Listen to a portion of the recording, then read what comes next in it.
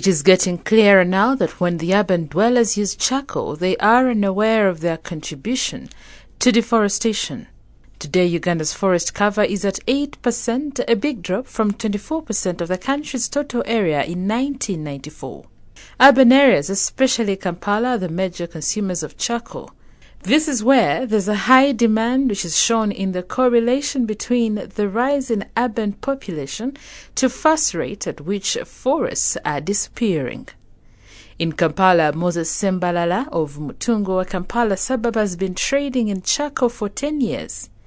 Every 2 days, he receives a truckload from upcountry, where people are cutting trees for charcoal to sell to urban centers.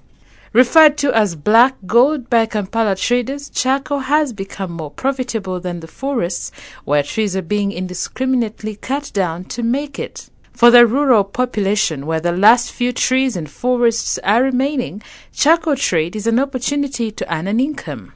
The rural poor cut the trees to make charcoal, which traders like Sembalala sell to urban dwellers. Out of the charcoal trade, Sembalala has built a house, bought a car, and sent many children to good schools. He gets his black gold supply from northern Uganda, whose charcoal is of high quality and demand. Northern Uganda has thick forest cover comprising both of hard and softwood. Forest growth in the area flourished during the 2 decades-long Lord's Resistance Army conflict, as many locals were displaced from their villages. Last week, police raided charcoal makers in a bid to fight the trade and save trees, especially the shea tree, which is endangered. The shea tree is one of the trees that produces high-quality charcoal, which is on high demand in urban centers. Previously, Kampala charcoal traders relied on charcoal from Nakasongola, Hoima, Masindi, Luwelo, and districts in eastern Uganda. These have since been depleted of private and communal forests and contributed to the sharp decrease of Uganda's forest cover. Charcoal traders have now turned to northern Uganda. Now Langele village, adjacent to the Murchison Falls National Park in Noya district, in northern Uganda, known for its beautiful scenery and thick forests, is gradually bare. For long, Langele has been the charcoal factory. According to the National Forest Authority, more than 73,000 hectares of private forest are cleared every year across the country, and over 7,000 hectares of protected forest reserves are destroyed annually for timber and charcoal. According to the State of the Environment report by the Uganda National Environment Management Authority, NEMA, the rate of deforestation had by 2005 risen from 1.76% per annum to 2.13% per annum. The report says pressure on land, water, forests, and biological resources has dramatically increased given a growing population, leading to a loss of 76% of the forest cover. Tony Okello Obong, the Executive Director, National Forestry Authority, says it is necessary to devise alternatives for sustainable livelihoods and to empower communities with information on the dangers of indiscriminate forest cutting.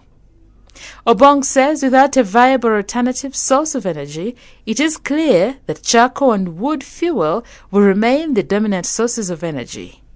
About 95% of Ugandans depend on charcoal and wood for cooking. Moreover, Uganda's rapid population growth, coupled with rapid urbanization, have increased the demand for energy, especially cooking fuel.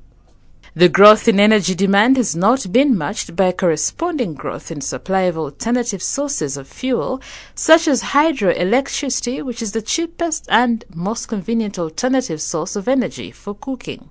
The uptake of gas, an alternative, is also still very low. Alternatives to charcoal include liquefied petroleum gas and hydropower. Unfortunately, costlier than charcoal and not very much available in rural areas.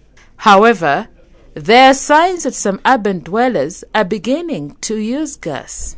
There are investors who are making briquettes produced from agricultural waste such as coffee husks, sawdust, maize cobs or leaves, which are dried and compressed for easy handling. Briquettes are cheap. If promoted, could be an alternative to charcoal, whose demand is not only in Uganda but in the East African region. Recently, the government banned the export of charcoal to Kenya. Other alternatives include volcanic stones as well as energy-saving stoves to reduce on the amount of charcoal used. With reduced consumption of charcoal, the demand for charcoal will fall, hence the number of trees cut.